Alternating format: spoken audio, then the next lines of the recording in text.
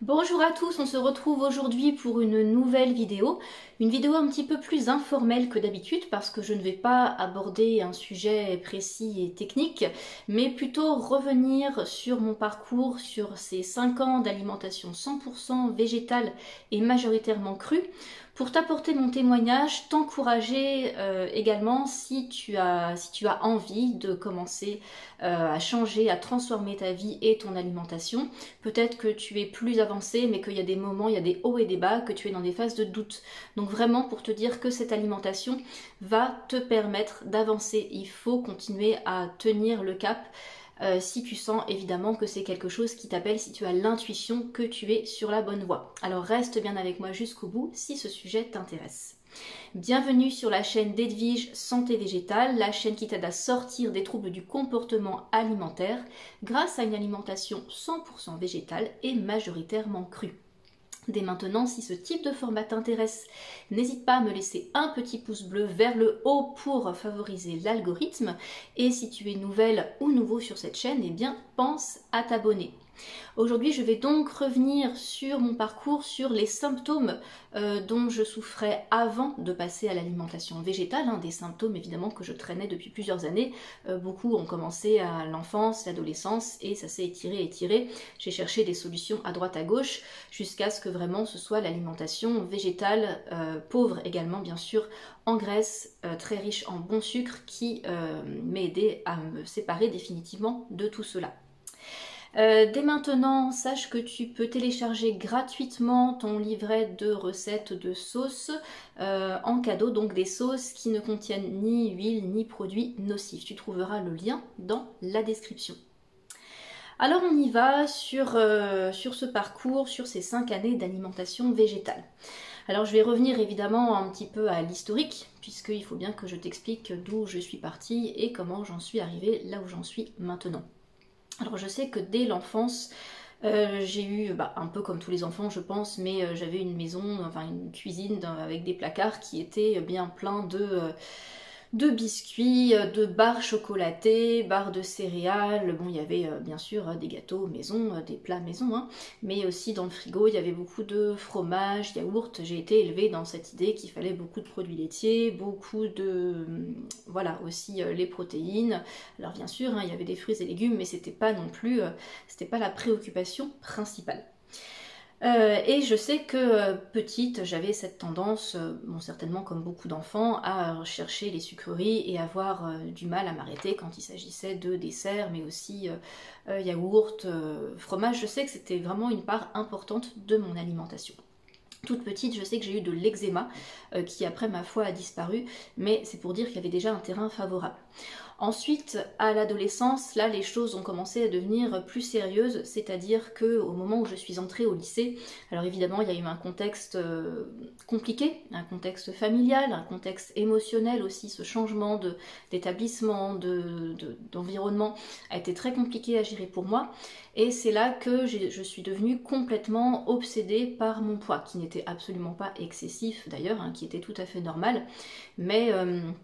j'ai grandi aussi dans une famille où le pèse-personne était un objet très important et c'était presque un rituel pour tout le monde dans la famille de se peser tous les jours. Donc c'est vrai qu'il y avait un arrière-plan qui pouvait aussi encourager vers cette pente. Et donc les troubles du comportement alimentaire ont commencé, c'est-à-dire que, comme je disais à l'instant, j'étais obsédée par mon poids et un jour en montant sur la balance je me suis dit mais c'est pas possible, il faut absolument que je perde du poids. Et je m'étais fixé un objectif, je voulais peser, je me rappelle 49 kilos, ça me paraissait parfait. Et pour moi déjà au-dessus de 50, oh là là, mon dieu, j'étais trop lourde, j'étais trop grosse.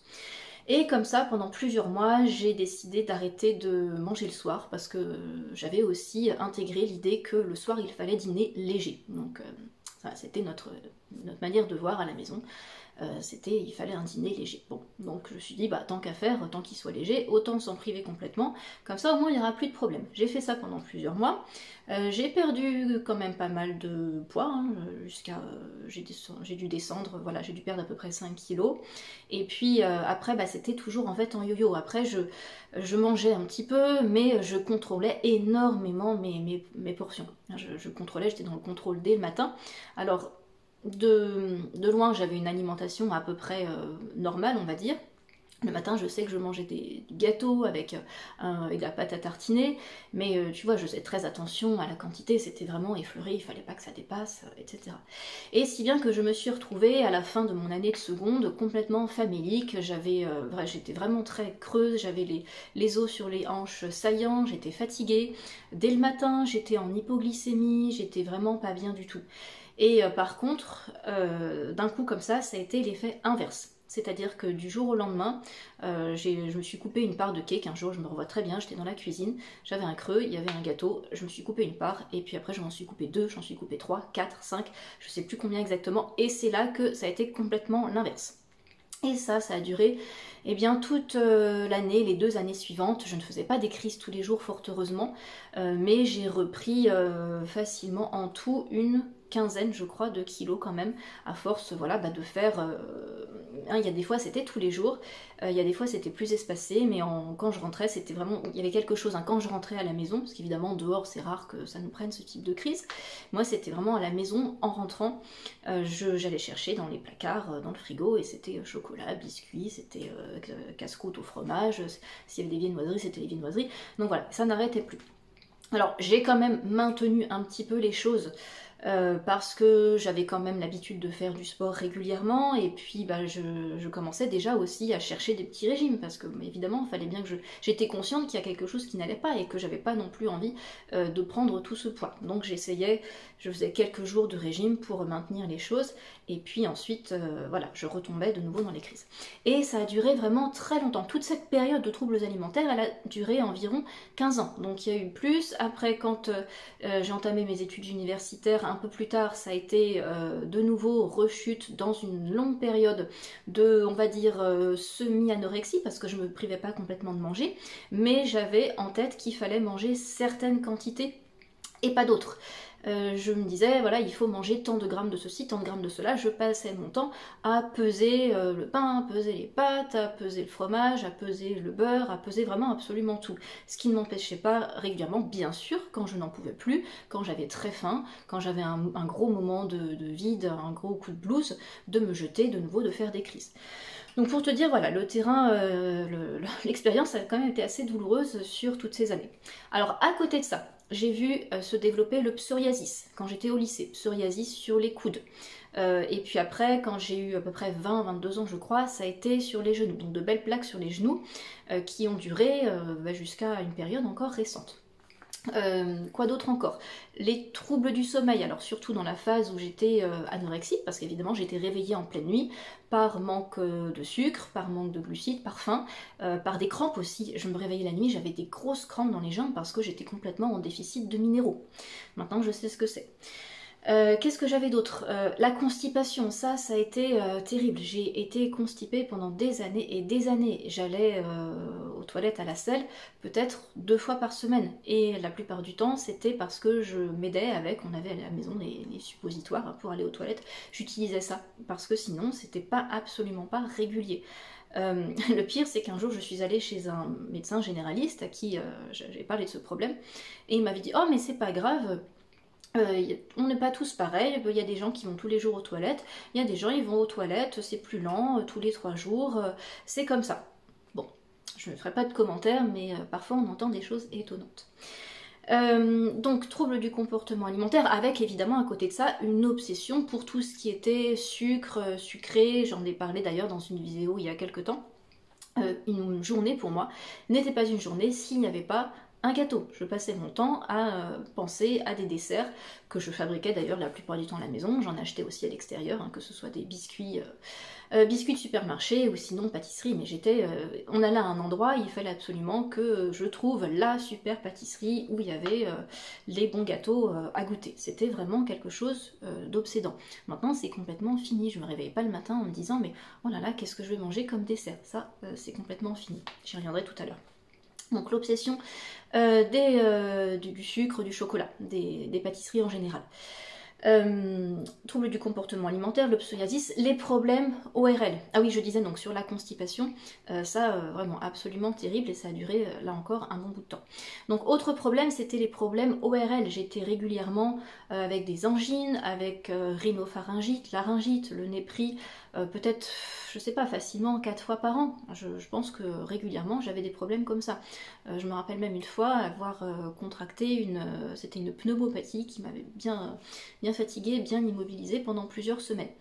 La dernière fois que j'ai eu vraiment ça, une infection de très longue durée, c'est lorsque j'étais enceinte de mon deuxième enfant, il y a donc plus de 6 ans maintenant. Du mois de mars-avril jusqu'au mois de juin, ça n'a pas arrêté. J'ai eu le nez bouché, la gorge prise, mais c'était surtout le nez et je n'en dormais plus. Je me rappelle, nous sommes partis en vacances, ça m'a vraiment gâché les vacances. Pendant 4 nuits d'affilée, 4-5 nuits, j'étais réveillée entre 1h et 4h du matin parce que ce nez bouché. Et le matin, je te passe les détails, ça n'en finissait plus, je me mouchais, c'était... Bref, c'était épais de toutes les couleurs. Et c'est là que je me suis dit, mais c'est pas possible, il faut que ça s'arrête. Et par la suite, j'ai découvert donc l'alimentation végétale, le cru d'abord, tout cru, et puis voilà, le tout végétal. Avec tout ça, évidemment, des gaz et des ballonnements très régulièrement parce que lorsque je mangeais mal, je mangeais pourtant des fibres, hein. J'étais sensibilisée au fait qu'il fallait consommer des fruits, des légumes, et surtout les légumes, hein, il fallait toujours qu'il y ait des légumes, déjeuner, dîner, ça j'y faisais attention.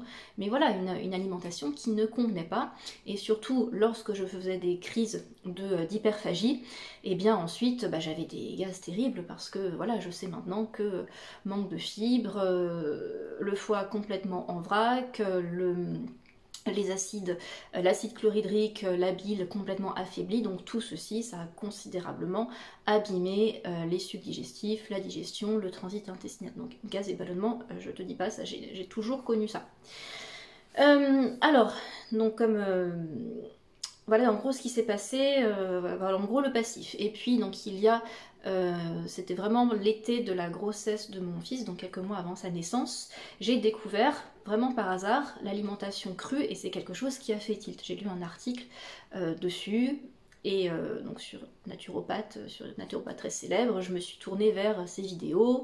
Également j'ai découvert les vidéos qui parlaient de jus et de jeûne, donc ça a commencé à vraiment titiller mon intérêt et j'ai fait un petit peu ma petite tambouille pendant une année. Donc je me suis mise à acheter plus de fruits, faire mes petites expériences également, à expérimenter comme ça de manger beaucoup de fruits le matin, le midi, et en sentir les bénéfices. Je sentais bien qu'il se passait quelque chose. Bon, après c'était un petit peu compliqué parce que tout cru, j'avais pas encore tous les codes, j'avais pas encore exactement compris comment ça fonctionnait. Si bien que je me retrouvais à essayer de fabriquer des plats cuits en cru. Je rappelle un jour avoir fait un couscous cru, alors j'avais mis des carottes crues, j'avais mis des courgettes crues, enfin bref, c'était quelque chose, c'était pas très mangeable quand même, c'était pas très réussi. Mais bon, voilà, ça a fait son chemin, et puis finalement, un an et demi après, j'ai découvert, grâce à Alchimie d'éveil, l'alimentation 90-10, comment on fait pour se nourrir de manière crue, le fait de réduire les graisses, comment faire pour favoriser le foie, le bon fonctionnement du foie, etc. etc. Et donc c'est cette alimentation qui ne m'a plus quittée depuis. J'avais entre-temps entamé, fait des recherches, hein, parce que l'alimentation, certes, elle était mal menée la plupart du temps, mais c'est aussi quelque chose qui m'intéressait. Je sentais bien qu'il y avait quelque chose à tirer du côté naturel, donc j'ai essayé pas mal de régimes, régime méditerranéen. J'avais des petits livres avec la meilleure alimentation, ça s'appelait, donc chose plutôt inspirée du type méditerranéen. J'ai commencé le yoga aussi à une période, si bien je me suis tournée vers l'Ayurveda. Les régimes selon les doshas. J'avais consulté aussi un praticien en Ayurveda qui m'avait recommandé ceci, cela. Il m'avait recommandé des poudres, des compléments alimentaires, des plantes. Bon, malheureusement, je pense que de toute façon, on a beau consommer des compléments alimentaires, on peut consommer des choses très intéressantes. Si on n'élimine pas les vrais fauteurs de troubles dans l'alimentation, il ne se passera rien. Vraiment, c'est quelque chose que... Voilà, pour moi, du moins, c'est comme ça. Peut-être qu'il y a des gens qui sont de constitution plus solide et qui peuvent continuer à manger des aliments que, d'après ce que j'ai appris et d'après ce que je pratique, je considère nocifs. et avec ça continuer d'aller bien ou d'améliorer leur santé grâce à telle ou telle plante, tel ou tel complément. Mais pour moi c'est vraiment un tout, c'est l'alimentation et les compléments et les plantes. Qu'est-ce que je voulais dire? Oui, donc j'en étais à... J'ai un petit peu perdu le fil de mes pensées. Donc si bien que, voilà, maintenant, depuis 5 ans, j'ai vraiment fini avec tout ça. Les troubles du comportement alimentaire, ça n'arrive plus. D'ailleurs, quand on mange principalement cru, quand on arrête le gluten, les laitages, quand on arrête les œufs, bah forcément, on va aussi ne plus consommer un tas d'aliments nocifs. On peut manger vegan, végétalien, de la junk food, ça existe. Mais avec l'alimentation que j'ai, avec également tous les protocoles que j'ai pratiqués, comme la cure de Medical Medium, un 3-6-9, la cure pour le foie, j'en ai fait, je sais pas, je les compte plus. Les monodiètes de bananes aussi, j'en ai fait pas mal aussi en 5 ans. Donc tout ceci, ça aide aussi à se tourner vers une alimentation tout à fait pure, une alimentation qui est l'alimentation adéquate pour les humains. L'alimentation aussi qui permet d'avoir les pensées, les idées plus claires, d'élever sa vibration, d'élever son intuition, d'être beaucoup plus connecté à la nature, aux personnes, d'être connecté à des choses qui nous sont supérieures. Donc c'est vraiment quelque chose aussi qui doit venir du plus profond de soi, qui doit venir du cœur, bien évidemment. Tout le monde malheureusement n'est pas ouvert à ce type d'alimentation, même si c'est celle qui nous conviendrait le mieux. Alors j'ai fait quand même aussi quelques mauvaises expériences ce qui m'a permis aussi de me rendre compte effectivement des dégâts provoqués par les aliments dits nocifs. Alors je rappelle, les aliments nocifs, c'est le gluten, donc même s'il y a des gens qui sont moins sensibles, qui peuvent se permettre de manger du gluten tout en ayant une alimentation complètement végétalienne et se porter très bien.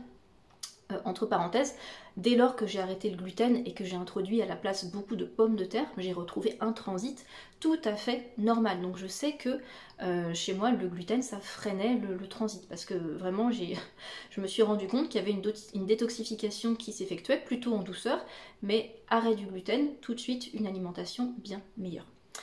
Donc voilà, il y a 2 ans bientôt, j'étais en vacances à l'étranger dans ma belle famille, culture dans laquelle l'invité est roi et vraiment on essaye, les gens sont aux petits soins pour vous, il faut absolument faire en sorte de servir un repas avec plein de plats, on sert les meilleures choses parce que voilà, il faut absolument choyer l'invité.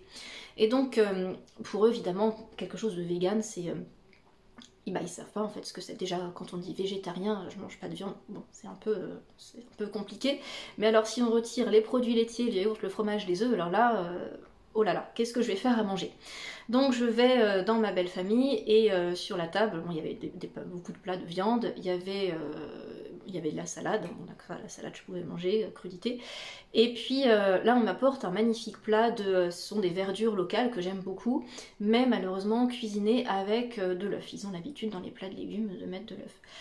Et là je me suis retrouvée vraiment mal parce que en fait il y avait ça, sinon il y avait du riz mélangé avec des petites vermicelles, hein, comme ça se fait au Moyen-Orient, en plus assez gras, donc bon. Et surtout on l'avait fait le plat pour moi, donc je me suis dit, bon, on va peut-être que voilà, je suis dans d'autres conditions, ça a été cuisiné avec amour, une autre disposition d'esprit, bref, donc j'ai mangé. Ma foi, la digestion n'a pas posé de problème. En revanche, une semaine je crois après, d'un coup, une crise virale, mais pas possible, réponse immunitaire, fièvre, enfin maux de tête, la fièvre toute la nuit, chaud, froid, j'étais complètement raplapla. Et comme c'était les vacances, j'ai fini par aller à l'hôpital où on m'a injecté je ne sais quel fortifiant ou quel produit qui m'a retapé un petit peu parce que c'est sûr que quand on est en vacances, c'est un peu compliqué aussi d'être très mal. J'avais pas non plus tous les suppléments dont j'avais besoin sur moi. Mais j'ai bien compris que c'était les œufs parce que j'avais rien mangé d'autre qui aurait pu me rendre malade à ce point. J'avais bu de l'eau en bouteille et même si je sais que l'eau du robinet ne me rend pas malade comme ça, enfin voilà, donc ça pouvait être que les œufs. Donc j'ai vraiment compris que c'était quelque chose de nocif et qui chez moi avait réveillé énormément de virus. Une autre fois, un peu plus tard, j'ai voulu, c'était au début de cette année 2023, j'ai voulu retenter un peu le gluten parce que j'étais attirée par le pain, notamment, tu sais, ce pain allemand, voilà, très riche en gros grains. Et j'en ai mangé, j'en ai pas mangé non plus énormément, mais j'ai dû acheter un paquet que j'ai mangé peut-être sur 15 jours. Et là, donc pas dans l'immédiat, pareil, la digestion, voilà, ça m'a pas posé de problème. Occasionnellement, je sais que si je mange du gluten, je peux le supporter, je le tolère, ça ne me provoque pas de problème de digestion. En revanche, 2 semaines peut-être après, 3 semaines, je ne sais plus, sans raison particulière, pas de stress particulier, voilà, grosse crise de mycose vaginale. Et ça s'est reproduit une autre fois, pareil, à la suite de laquelle j'avais... Enfin, pardon, une autre fois où je sais qu'en amont, j'avais mangé un peu plus, j'avais mangé un petit peu de gluten. Donc là aussi, je sais que je suis sensible à ce genre de choses. Donc je dis pas qu'il faut absolument faire ce type d'expérience, hein, on va pas tenter le diable et on va pas se mettre dans une situation, on va pas aller faire exprès de se provoquer des symptômes. Surtout qu'il y a des gens qui ne peuvent pas se permettre de telles expériences. Il y a des gens qui, s'ils se mettent rien que des céréales, même sans gluten, se retrouvent dans un état pas possible. Donc évidemment, je ne te conseille pas de faire ce type d'expérience. Après, moi, ça m'a vraiment permis de me rendre compte de ce qui n'allait pas. Donc pour en revenir à ce qui a été transformé en ces 5 ans d'alimentation, c'est que donc fin des troubles du comportement alimentaire, fin de l'obsession du sucre, des produits sucrés, des pâtisseries, au niveau du transit, plus aucun problème. Alors, les ballonnements, ça reste quelque chose auquel je suis confrontée de temps en temps. Après, je fais en sorte, j'expérimente de diverses manières. Une manière de les éviter, hein, de calmer tout ça, d'apaiser la digestion. Enfin, pas la digestion, mais voilà, vraiment au niveau du transit, c'est pas la digestion en soi. Psoriasis, ça a disparu. J'avais encore, il y a 6 ans, j'ai gardé des photos. Vraiment, les genoux, ils étaient rouges. Mais rouges. Je ne mettais pas de... J'avais honte, en fait, l'été. Je ne voulais pas mettre de robe au-dessus du genou, jupe au-dessus du genou, parce que c'était laid, tout simplement. C'était laid. Et ça a complètement disparu. Il me reste quelques traces un petit peu récalcitrantes au niveau des coudes. Mais c'est vraiment quelque chose de très sporadique. Qu'est-ce que j'ai encore éliminé? Donc tout ce qui est ORL, je n'ai plus d'infection, ça m'arrive bien évidemment, je ne suis pas dans une bulle, je ne vis pas dans une forêt à l'écart de la civilisation. Je côtoie des gens, je côtoie beaucoup d'enfants, je vais dans les lieux publics, il y a des moments où je suis très fatiguée, j'ai le système nerveux assez sensible, donc je peux être sujette à du stress. Si bien que tout ça, ça affaiblit notre immunité. Mais je n'ai plus cette grosse toux qui persiste, des écoulements pendant des jours et des jours. Quand ça vient, en fait, je sais, d'ailleurs j'arrive à anticiper, je prends les suppléments qu'il faut, je prends les plantes qu'il faut, et au bout de quelques jours, c'est passé. Il va me rester de la fatigue, mais au niveau de ces symptômes typiquement liés aux infections ORL, je n'en ai plus. Donc ça, c'est vraiment aussi quelque chose qui change la vie. Donc, pour résumer, si maintenant il m'arrive d'être un petit peu malade, c'est que soit j'ai le foie un peu saturé parce que je suis allée en vacances, donc forcément j'ai pas pu contrôler tout ce que je mangeais, j'ai mangé un peu plus gras, j'ai peut-être mangé quelques pâtisseries végétales, mais voilà, un petit peu plus grasses, j'ai peut-être bu un peu de thé, un café par-ci par-là, donc voilà, des choses qui vont fragiliser le foie. Ou alors, c'est si j'ai des envies, il m'arrive parfois d'avoir des envies d'un coup de gâteaux, de choses plus grasses, c'est parce que je sais que je manque de calories, et généralement c'est aussi parce que je suis fatiguée. Donc quand il y a cette fatigue, le stress, quand il y a de la fatigue endocrinienne, notamment les surrénales, les glandes surrénales qui sont très fatiguées, stressées, parce que les aléas de la vie, etc. Là je sais que je peux avoir envie de manger des trucs qui sont pas très... Encore, c'est pas qu'ils sont pas propres, hein, j'ai pas envie de manger un burger frites, mais je peux avoir envie, par exemple, de manger du chocolat, et pour autant, je n'en mange voilà, presque jamais. Mais voilà, tu vois, juste pour dire que quand je me retrouve dans un état un peu d'affaiblissement, dans un état un peu vulnérable, il y a vraiment des choses que j'arrive à identifier, mais j'en arrive pas à des grosses crises comme avant. Et c'est vraiment principalement le stress, la fatigue qui me mettent dans cet état. Et comme je disais, donc je sais maintenant quel complément utiliser, quelle plante utiliser. C'est aussi pour ça que c'est important de savoir éventuellement de se faire accompagner par quelqu'un qui saura justement quoi t'indiquer en fonction de tes symptômes. Donc voilà pour aujourd'hui, cette vidéo a été un petit peu longue, mais je pense que c'est important de parler de ces choses parce que vraiment, parfois on a l'impression que c'est une alimentation qui est difficile à tenir, les gens trouvent ça compliqué, comment tu fais, mais tu trouves pas ça ennuyeux, comment tu fais pour la vie sociale, ça ne m'empêche pas de sortir.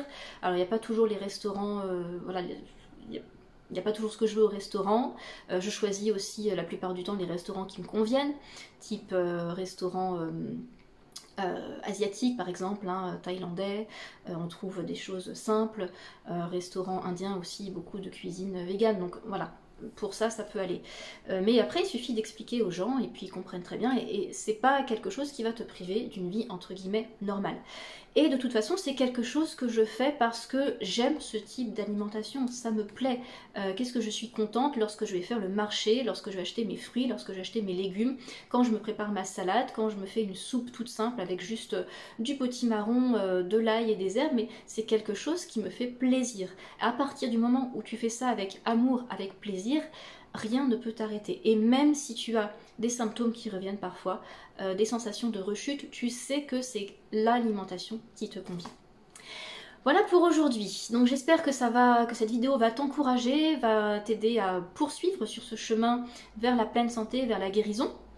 N'hésite pas, si tu sens que tu as besoin d'être accompagné, à me contacter pour une consultation ou pour un programme d'accompagnement personnalisé. En attendant, tu peux bien sûr me poser tes questions et laisser tes commentaires en dessous de cette vidéo. Et tu peux également demander à rejoindre le groupe Facebook qui s'appelle Enfin Libre afin de partager ta passion de l'alimentation avec d'autres passionnés et poser tes questions en toute liberté. Je te souhaite une très belle journée et je te dis à bientôt. Bye bye.